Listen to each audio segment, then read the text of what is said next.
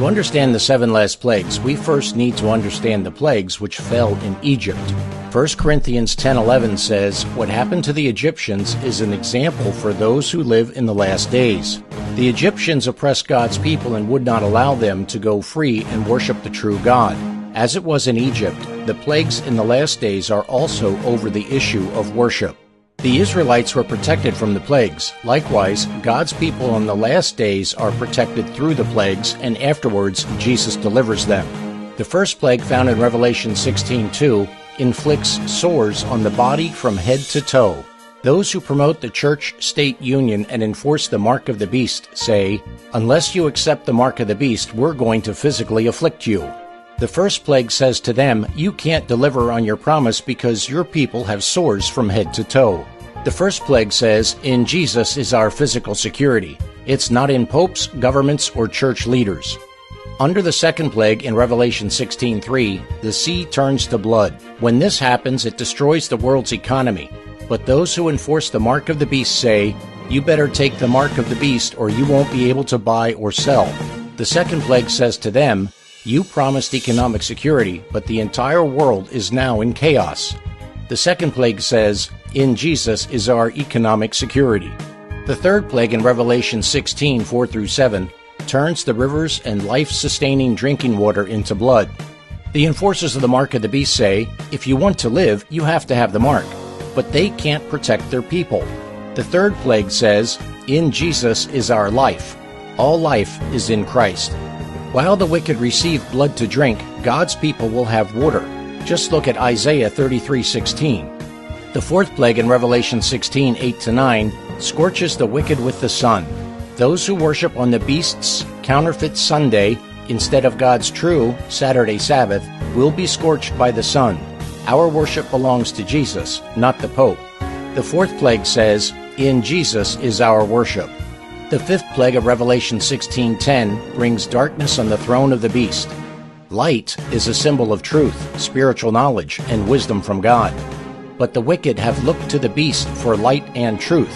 So now, God fills the beast's kingdom with darkness. The fifth plague says, "In Jesus is our light and truth." The sixth plague of Revelation 16:12-16 dries up the river Euphrates, preparing the way for the kings of the east, which leads to the Battle of Armageddon. In the Old Testament, the river Euphrates was Babylon's support system. It ran through the middle of the city. Babylon represents spiritual confusion. In Revelation, we have spiritual Babylon, which represents a church-state union of confusion. Revelation 17:15 tells us water is a symbol for multitudes of people. Now, after all these plagues have fallen on the multitudes that follow the beast, they begin to say, "Wait a minute. These religious leaders who told us they would save us have no power over the plagues." So the followers of the beast are confused and withdraw their support. This is the drying up of the river Euphrates. The sixth plague says, "In Jesus is our salvation." Just as Cyrus, the king of the east, delivered God's people from literal Babylon when the river Euphrates dried up, so Jesus Christ, our King of the east, will deliver us after the wicked withdraw their support from spiritual Babylon. Jesus says in Revelation 16:15, "Behold, I come as a thief. Blessed is he who watches and keeps his garments, lest he walk naked and they see his shame." This proves that God's people will be on earth during the plagues. It makes no sense for the Bible to say Jesus comes as a thief to deliver his people after the sixth plague, if he already came as a thief before the plagues began. In addition, Psalms 91:5-10 says, "With your eyes shall you look and see the reward of the wicked." In order to see the reward of the wicked, the righteous need to be here while the plagues are being poured out. During these plagues, God protects his people. The seventh plague in Revelation 16:17-21 climaxes with the return of Jesus and the Battle of Armageddon, which means mountain of slaughter. Jesus returns as King of Kings. In Jesus is our deliverance. Revelation 16:17-18 says, "Then the seventh angel poured out his bowl into the air, and a loud voice came out of the temple of heaven from the throne, saying, 'It is done.'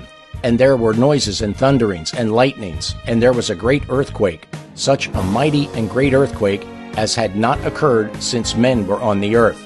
This earthquake levels the great cities of earth and causes the islands and mountains to crumble. The wicked are destroyed by great hail, and God's faithful followers are caught up to meet Jesus in the air, just as 1 Thessalonians 4:16 and 17 proclaims. To avoid the 7 last plagues, you must reject the beast and follow Jesus. Reject the counterfeit Sunday Sabbath and remember to keep God's holy seventh-day Saturday Sabbath as God commands in His 10 Commandments. Follow us on Facebook at facebook.com/Sapphire Throne Media and visit our website at www.stmedia.co. To learn more, email stmedia.co@gmail.com with your name and address for the free book, The Great Controversy Between Christ and Satan, available within the continental United States while supplies last. Outside the continental U.S., we'll send you the book in PDF format. So please email us today with your name and address, and we'll send you this free book, The Great Controversy, Past, Present, and Future. That address again is stmedia.co@gmail.com. May God bless you as you seek to learn and follow His will for your life as found in the Holy Bible. One final note, please do not request this book if you already have a copy in your home. Thank you, and God bless you.